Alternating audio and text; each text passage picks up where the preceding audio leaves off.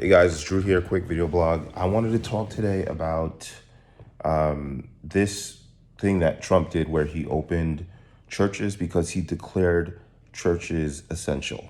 Okay. Now, some of you who are watching my video, if you don't have a tight relationship with God, or if you don't put matters of the spiritual first, you might not see it as essential. You might not understand. To you, it may seem crazy. It may seem insane that people would risk their lives, in your mind at least, they would risk their lives just to worship God as a unit with other people when you think that they could be doing it from their homes, right? So let me explain to you the mentality behind this, okay? Because it's a cross between logic and spiritual knowledge and understanding and spiritual wisdom, okay? Number one, I think the most important principle to deliver here first is that as a spiritual person, that is highly connected with God, you have to understand that although we don't trivialize our bodies and we don't trivialize our lives, our livelihood, we also don't make so much emphasis or place so much emphasis on just surviving. We understand as spiritual people who are worshipers of God, we understand intrinsically that this life is temporary. You know, for all the good things I've created in this life, I've participated in creating because God helped me get here. I didn't get here by myself. For all the things that that I've created in this life, the nice things, the materialism, the nice lifestyle, the freedom that I'm able to travel wherever and do whatever I want, the great businesses that I have, for all the great things I've created in this life, I have a very deep understanding that this life is temporary. This life is temporary, okay? It doesn't mean that we trivialize our lives. It doesn't mean that we don't care about our lives. It doesn't mean that we throw away our lives. But it means that we understand that the spirit and matters of the spirit in general should take priority over matters of the physical. And it's really about order here. It's about order. So it's really about putting God first and how you communicate that you are. If you are willing, okay, let's say you believe that COVID-19 is extremely deadly and extremely contagious. Let's say that you have that belief. If you have that belief, right? But yet you're still willing to walk outside and go grocery shopping. You're willing to call that essential. You're still willing to go outside and get a breath of fresh air. Then you're basically by default communicating to God that he's not as essential as a breath of fresh air, or he's not as essential as the food that you eat.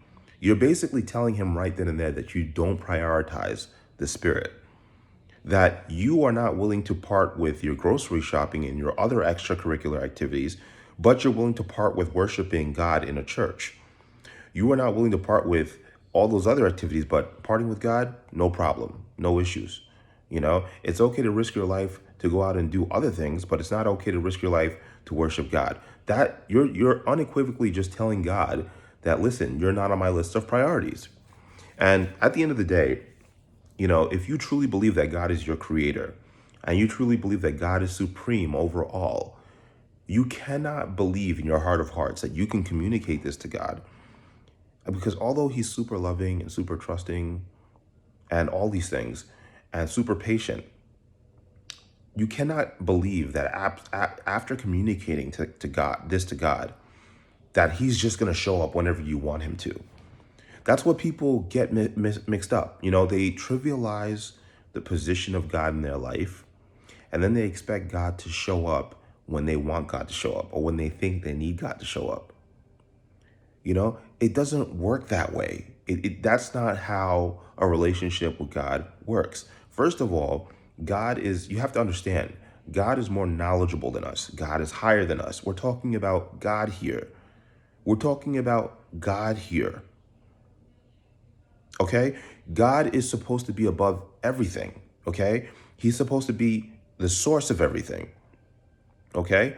If you put grocery shopping before God, if you put, your extracurricular activities before God, if you put, all these other things before God, and God is always the thing that you can just put off to the side, then you're basically saying that God is not a priority. And if he's not a priority in your life, okay, that's fine. But in my life, God is a priority. God brought me to where I am. period. Everything comes from God. It's about order. It's about putting things in the right order. So anyway, back to the original point that I was stating. You have to understand that, number one, we don't put this physical life first, okay? That's number one. You have to understand that, number two, we're very sensitive about how we communicate with God. You have to understand that, number three, worshiping God alone by yourself as a Christian is not sufficient. If you read the Bible, it says where two are joined in his name, he is present. There is value and there is power in worshiping as the body of the church, or with the body of the church. A lot of people don't understand this. Now, I'm not here to preach to people. That's not what my goal is. I'm just here to explain to you how silly it looks when you claim to be a Christian. You claim to be a Christian, but you're out here saying that church is not essential. That's crazy. I mean, if you look up these tweets, because Trump simply said that he's going to be, reopening churches, or he's going to say that governors have to let churches reopen. You see all these people who claim to be Christians all of a sudden are seriously upset with Trump, and they say church is not essential. For you to be a Christian and to say church is not essential, for you to be a Christian and to say worship of God is not essential, you're not a Christian. You're not a Christian. There's a lot of hypocritical things that Christians do. For example, people can look at me and say, hey, you're not a Christian because you don't turn the other cheek when I insult you. Right. Everybody knows that if somebody insults me, I'm not one to turn the other cheek. And there's a lot of people who would say, oh, that's not very Christian-like. You know what's super not Christian-like, though? Declaring your relationship with God trivial. Prioritizing,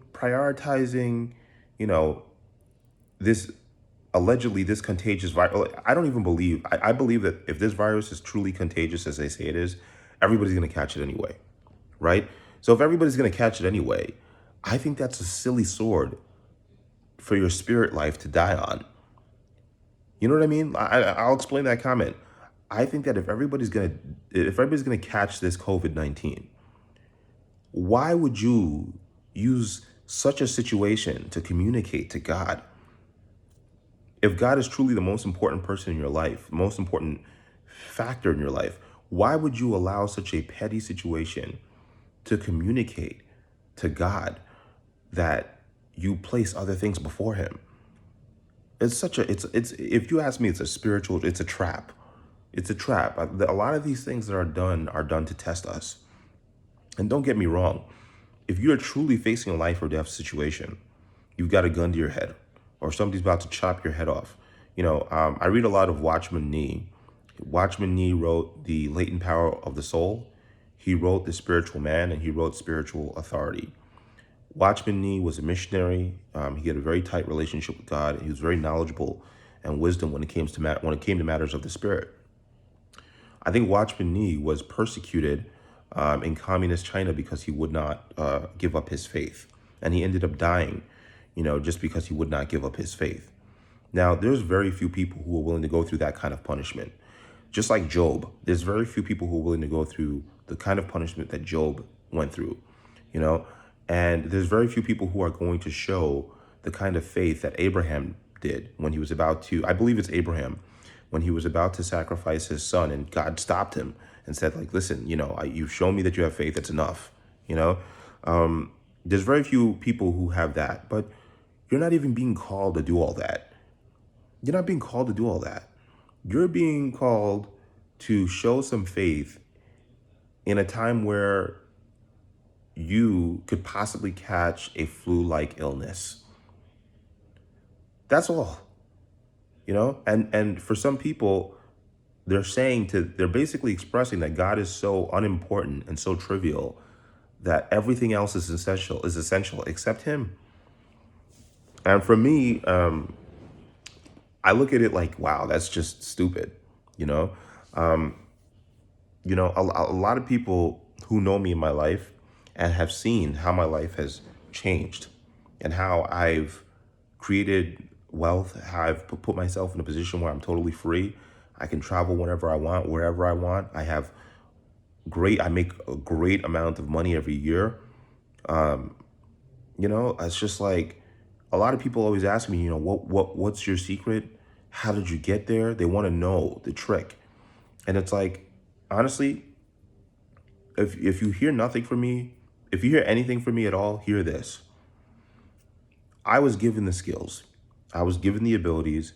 I was given discernment. I was given wisdom. I was given all these abilities.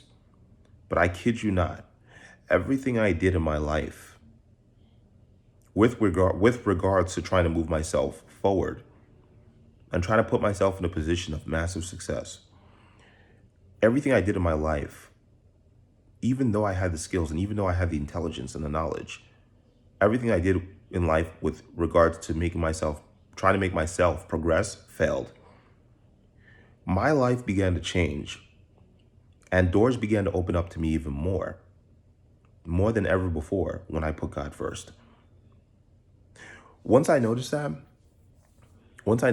and I noticed that God brought me to places that no matter how much I had skill, I could not bring myself there, because a lot of those places that he brought me were dependent on being in the right place at the right time. Once I realized how well orchestrated this was and how well God knew me and how much he knew me better than I knew myself, once I realized that, I was just like, there's no logical reason. If you really understand God, there's no wise or intelligent reason to put anything else before him, because he covers all the bases, every single one. He knows what you need. He knows what you want, but he also knows what you need. And he knows what order it should come in. He knows what time it should come. He knows whether you're ready to deal with the challenge or not. You see, the devil can promote you. Demons can promote you. Worshipping money can promote you. Worshipping idols can promote you. You see what I'm saying? But those things promote you with no breaks. Those things promote you with no safety. Those things promote you regardless if you're ready for them or not. The devil has put many people in super high positions, whether they were ready for it or not. And how have those stories ended? People dying of drug overdoses, people not being able to handle the success or fame they were handed because it came too early in their development. Their spirit was not ready for it. All the temptations that were thrown at them, all the responsibilities, they couldn't handle it because they didn't wait on God's timing. They took a shortcut. And because they took a shortcut, sometimes when you take a shortcut, you crash and you burn. So anyway, I'm glad that Trump is reopening churches. And you know what? For people who don't believe that he's a good president or whatever, to me, I don't care. All I need to know is that he's, one of the things I most need to know is that he's working on, besides the economy and all those other logistical things, I need to know that he's working to preserve and to help us continue to be able to freely worship God. That is important to me. Some people watching this video may think it's idiotic. They may think I'm delusional, But again, I don't take pointers from those people. I don't care what they think as far as, some people judge my intelligence. Oh, you believe in God because you're not, they think I'm not intelligent or something. No, you don't understand. God presented himself to me in a way that I could no longer deny his existence. It was repetitive, back to back to back to back to back spiritual experiences that I will never forget. Outer body experiences, body shaking, thoughts in my head that just happen and just, materialize, answers materialize to questions in my head. Listen, I know that God is real. My faith is deep. I have faith more than the size of a mustard seed. And I know that God is real. Okay? And because I know that God is real, and because I know how powerful he is and how loving he is and how patient he is, I know how intelligent he is, well, I can't grasp the exact vastness of it, but I know he's extremely beyond belief, extremely powerful and extremely loving, beyond our understanding. But the little piece that I understand is enough for me to say, that's worth worshiping. That's worth getting down on my knees for. That's worth defending. That's worth upholding. That's worth following. I'm not a follower at all, but I will follow God. I don't follow men I'm self-employed. You know, I hire other people. I don't like to take orders. I don't like to take orders from authority, but I will follow God. I will follow God. I will follow God. Always. So at the end of the day, if you're watching this video, you know, and you disagree with me, that's fine. But I kid you not, you know, everything that I've ever gotten in my life, I've had a great life. I've had a great life. I'm telling you, I've had the best of both worlds. I've experienced setbacks and loss and pain and all that other stuff, but it's been tempered with extreme rewards. It's been really tempered. It hasn't just been loss. All my loss has been meaningful, you know? I tell you right now that all of this balance and all of this order and this delicate order comes from God. It does not come from me. I could not do this just by myself. So that being said, I believe that God is absolutely essential. And I'm glad that Trump is reopening churches. And that's all I got to say. Peace.